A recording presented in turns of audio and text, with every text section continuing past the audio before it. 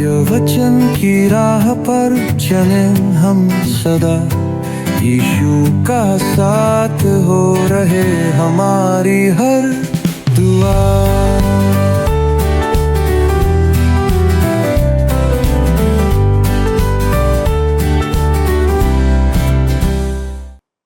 प्रिय दर्शकों, आज मैं पुनः आप सभी का क्रमबद्ध बाइबल अध्ययन कार्यक्रम सत्य वचन में हार्दिक स्वागत करती हूँ। जैसा कि आप सब जानते हैं मित्रों कि हम इन दिनों जकरिया भविष्यवक्ता की पुस्तक से अध्ययन कर रहे हैं।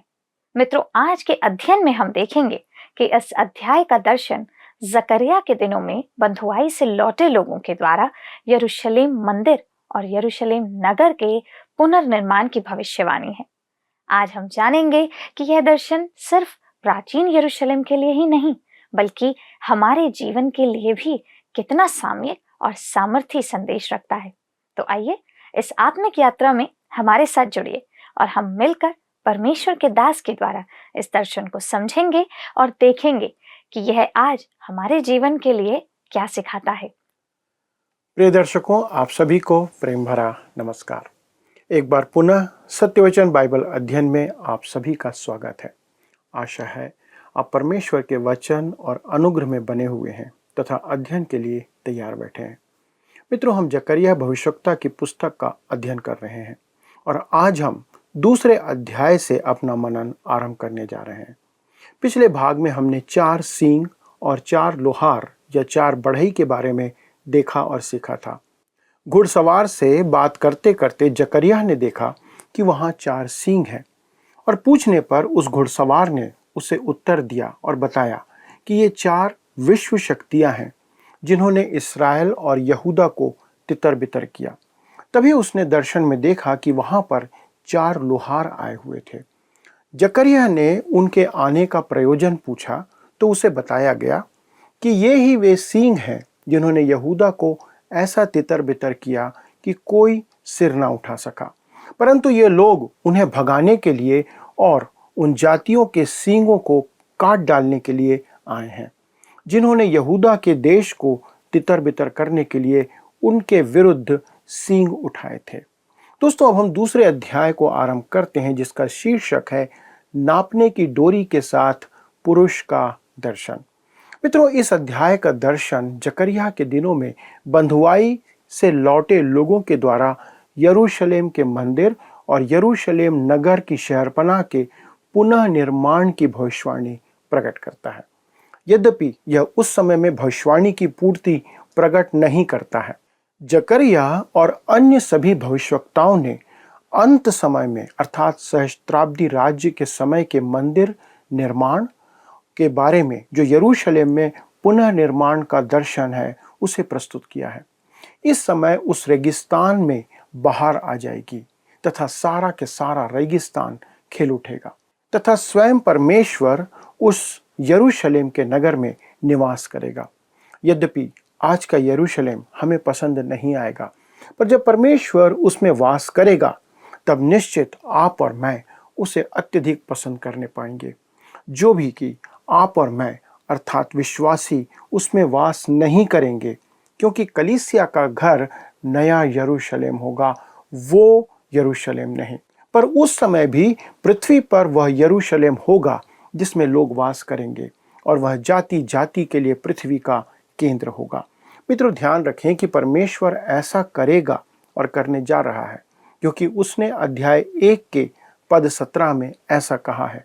फिर यह भी पुकार कर कह कि सेनाओं का यहोवा यूं कहता है, मेरे नगर फिर उत्तम वस्तुओं से भरे जाएंगे और यहोवा फिर सियोन को शांति देगा और यरूशलेम को फिर अपना ठहराएगा। इस प्रकार आप देख सकते हैं मित्रों कि जो कुछ भी जकरिया के दिनों में कहा और किया गया उसका अनंत महत्व है। परमेश्वर के पास इस्राएल के लिए एक प्रयोजन है, एक योजना है। वह उसे किसी भी रीति से त्यागने नहीं वाला है। यद्यपि जकरिया के दिनों में स्थानीय परिस्थितियां निराशाजनक थी और ऐसा प्रतीत होता था कि परमेश्वर उन्हें त्याग दिया है। इस कारण परमेश्वर चाहता था कि वे जाने कि उसने न केवल उन्हें कुछ समय के लिए तिरस्कृत किया है, पर उसके पास इस्राएल के लिए एक अनंत उद्देश्य और योजना है। यही बात फिलिपियों की पत्री पहले अध्याय के 6वें पद में कही गई है, जहां लिखा है, मुझे इस बात का भरोसा है कि जिसने तुम में अच्छा काम आरंभ किया है वही उसे यीशु मसीह के दिन तक पूरा करेगा। तो आइए दोस्तों, हम अगले शीर्षक पर आते हैं, जो है नापने की डोरी के साथ एक पुरुष का दर्शन।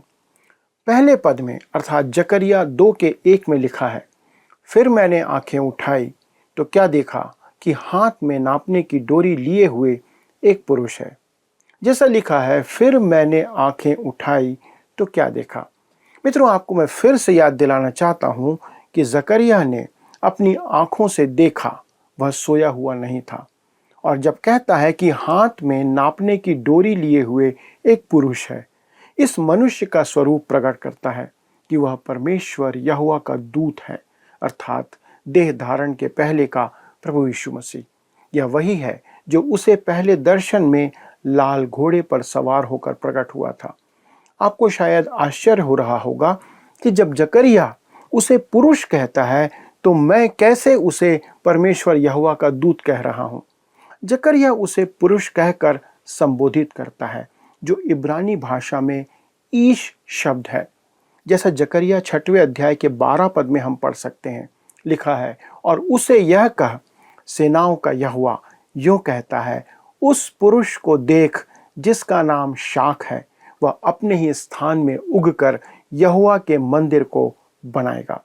यह दाऊद की वही डाली है जो ईशय की ठूंठ से फूट निकलेगी और फलवंत होगी, जो प्रभु यीशु मसीह है। और यही बात यशायाह 11 अध्याय के पहले पद में भी लिखा हुआ है।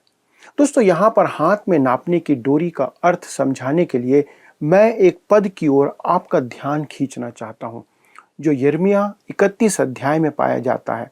उसका 38 और 39 पद लिखा है, देख, यहोवा की यह वाणी है, ऐसे दिन आ रहे हैं जिनमें यह नगर हन्नेल के गुम्मट से लेकर कोने के फाटक तक यहोवा के लिए बनाया जाएगा। मापने की रस्सी फिर आगे बढ़कर सीधी गारेब पहाड़ी तक और वहां से घूमकर गोआ को पहुंचेगी। दोस्तों, जब आप पाते हैं कि परमेश्वर नापने वाली डोरी का उपयोग कर रहा है, तो इसका सीधा सा अर्थ है कि वह उस चीज के लिए फिर से तैयार होकर आगे बढ़ने के लिए तैयार हो रहा है जिसे वह नाप रहा है। यिर्मयाह के संदर्भ में वह यरूशलेम शहर को नाप रहा है, और यहेजकेल भी इसी बात को यहेजकेल 40 उसके 2 से 4 पद में कहता है, अपने दर्शनों में परमेश्वर ने मुझे इस्राएल के देश में पहुंचाया और वहां एक बहुत ऊंचे पहाड़ पर खड़ा किया, जिस पर दक्षिण की ओर मानो किसी नगर का आकार था। जब वह मुझे वहां ले गया तो मैंने क्या देखा कि पीतल के समान और हाथ में सन का फीता और मापने का बांस लिए हुए एक पुरुष फाटक में खड़ा है। उस पुरुष ने मुझसे कहा, हे मनुष्य के संतान, अपनी आंखों से देख और अपने कानों से सुन, और जो कुछ मैं तुझे दिखाऊंगा उस सब पर ध्यान दे, क्योंकि तू इसलिए यहाँ पहुँचाया गया है कि मैं तुझे ये बातें दिखाऊं, और जो कुछ तू देखे वह इस्राएल के घराने को बताए।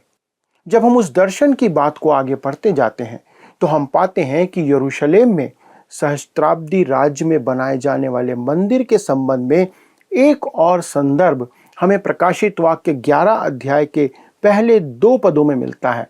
लिखा है, फिर मुझे नापने के लिए एक सरकंडा दिया गया और किसी ने कहा, उठ, परमेश्वर के मंदिर और वेदी और उसमें उपासना करने वालों को नाप ले, पर मंदिर के बाहर का आंगन छोड़ दे, उसे मत नाप, क्योंकि वह अन्य जातियों को दिया गया है और वे पवित्र नगर को 42 महीने तक रौंदेंगी। मैं पुनः आपसे कहना चाहता हूं मित्रों कि यह भविष्य में सहस्त्राब्दी राज्य में बनाए जाने वाले मंदिर के नापने के संबंध में है। अब आइए हम पढ़ते हैं जकरिया 2 अध्याय का 2 पद। लिखा है, तब मैंने उससे पूछा, तू कहाँ जाता है? उसने मुझसे कहा, यरूशलेम को नापने जाता हूँ कि देखूं उसकी चौड़ाई कितनी और लंबाई कितनी है। मित्रों, जकरिया उत्सुकता से पूछता है, तू कहाँ जाता है?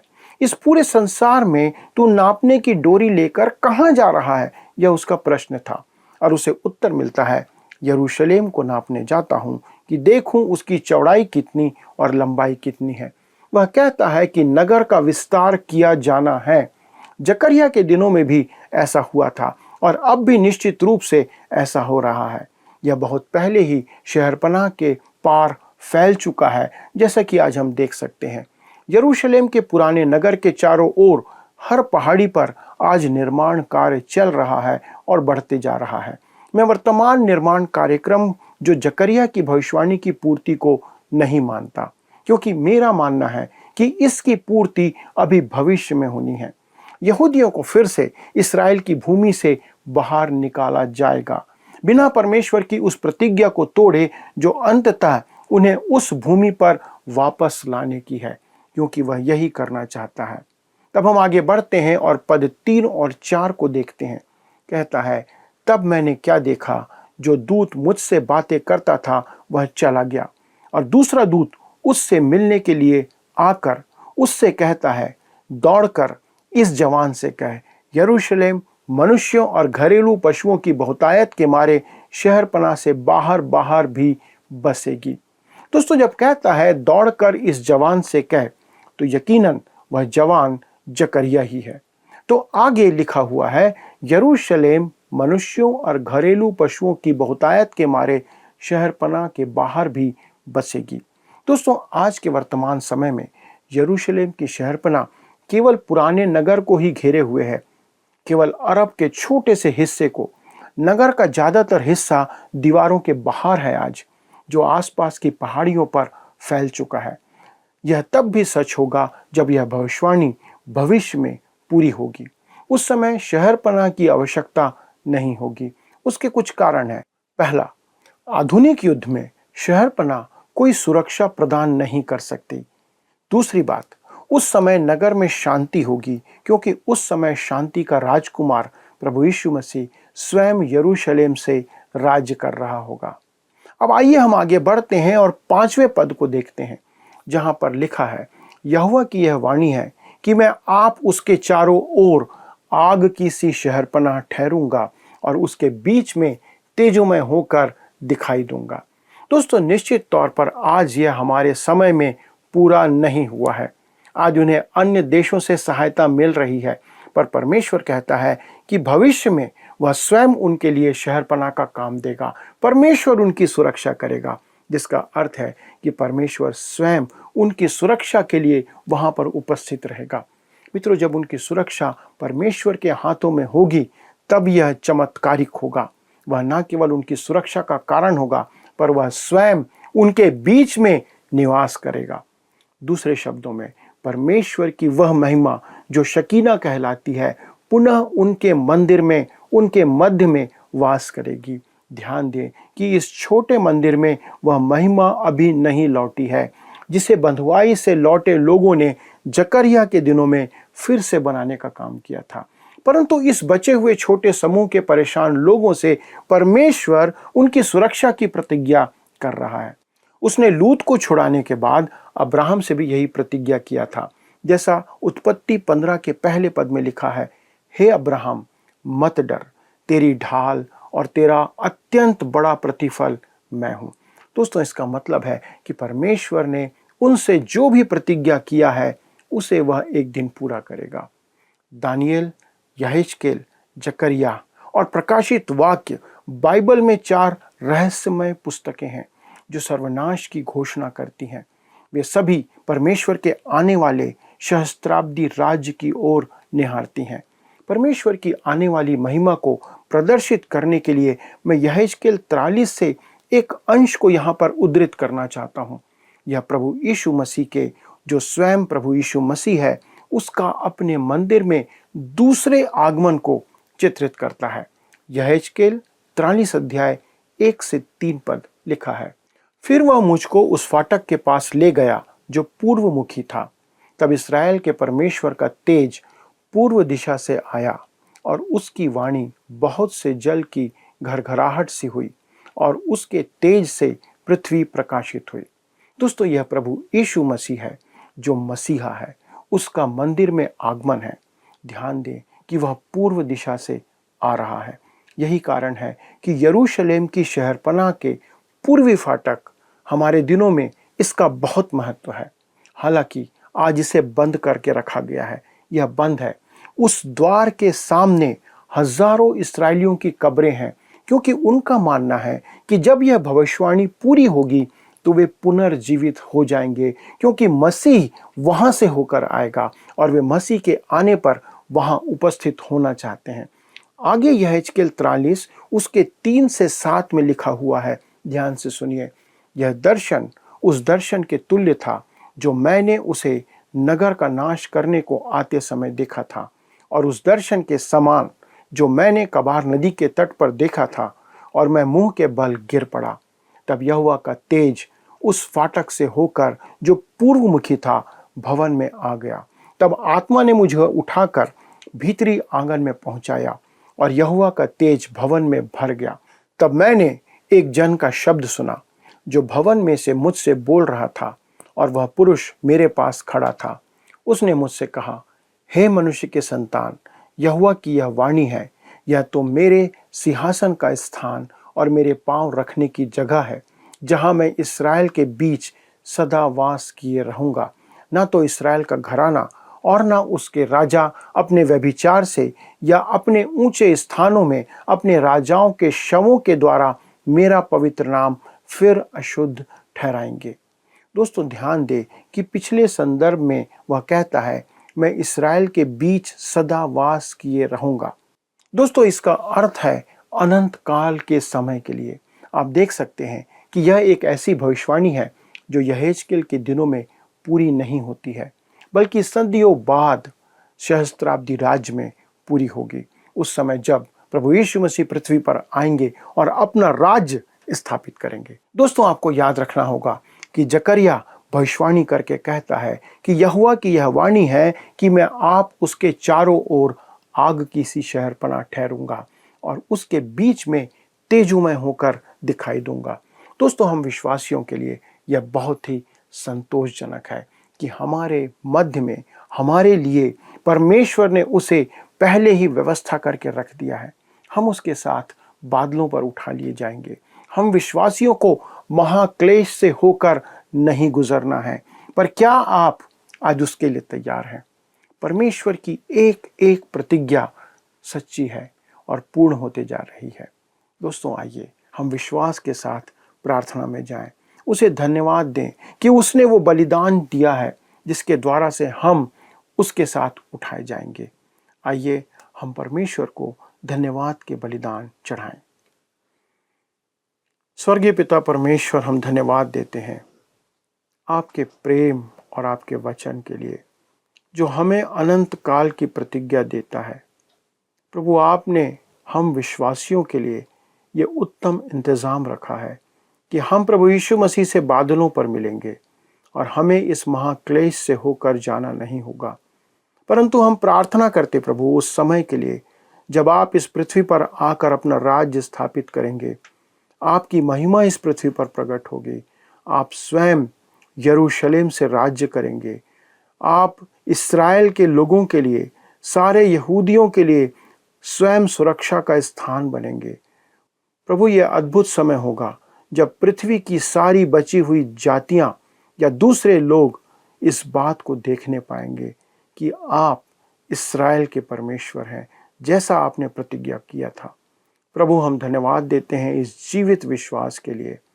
हमारा भरोसा आपके वचन पर है और हम उस दिन को देखने की बाट जोते रहें। ऐसी हमारे ऊपर आप दया करें। पिता, हम सारे दर्शकों के लिए आपको धन्यवाद देते हैं, उनकी उपस्थिति के लिए धन्यवाद देते हैं और यही विनती करते कि उनके जीवन में आपकी उपस्थिति, आपकी आशीष सदा बनी रहे। धन्यवाद के साथ इस विनती को प्रभु यीशु क्रिस्त के नाम से मांगते हैं, आमीन। प्रिय दोस्तों, अगले प्रसारण में इस अत्यंत रोचक अध्ययन को हम आगे बढ़ाएंगे और जानेंगे कि इन भेदों में परमेश्वर मुझसे और आपसे क्या कह रहा है। तब तक परमेश्वर की दया और अनुग्रह आप पर और आपके पूरे परिवार पर बना रहे। धन्यवाद। आइए अब हम प्रश्नों को देखें। पिछले प्रश्न का उत्तर है ए, अन्य जाति राजाओं का 4 सींगों के दर्शन में सींग अन्य जाति राजाओं का प्रतिनिधित्व करते हैं। आज के अध्ययन पर आधारित प्रश्न है, वचन के आधार पर यरूशलेम की शहरपनाह का कौन सा फाटक अधिक महत्व रखता है, क्योंकि अंत समय में मसीह उसी फाटक में प्रवेश करेगा। ए उत्तरी फाटक, बी दक्षिणी फाटक, सी पूर्वी फाटक, डी पश्चिमी फाटक। मित्रों, इस प्रश्न का उत्तर हमें कल सुबह 6 बजे से पहले विकल्प A, B, C या D के साथ अपना नाम, पता, स्थान के साथ 9651433397 पर SMS या WhatsApp करें। प्रिय मित्रों, हमने आज देखा कि परमेश्वर अपने लोगों के लिए कैसे अद्भुत योजना बनाते हैं। जो मनुष्य सीमाओं और दीवारों में सोचता है, तब परमेश्वर असीम सुरक्षा और महिमा की बात करता है। आज भी यदि हम प्रभु पर भरोसा करते हैं तो वह हमारे जीवन की भी रक्षा करता है और अपनी महिमा से हमें भर देता है। मित्रों, अगली बार हम फिर से एक नई दृष्टि और वचन के साथ लौटेंगे। तब तक प्रभु आपकी रक्षा करे, आपके साथ रहे। इस अध्ययन को दोबारा सुनने के लिए आप हमारे YouTube पर वर्ड साउंड्स हिंदी में सुन सकते हैं। अधिक जानकारी और प्रार्थना के लिए आप दिए गए नंबर पर संपर्क कर सकते हैं। हमारे परामर्शदाता आपकी सहायता अवश्य करेंगे। धन्यवाद। क्या आपको यह कार्यक्रम पसंद आया? अभी हमें एक मिस कॉल करें और आप अगले विजेता हो सकते हैं।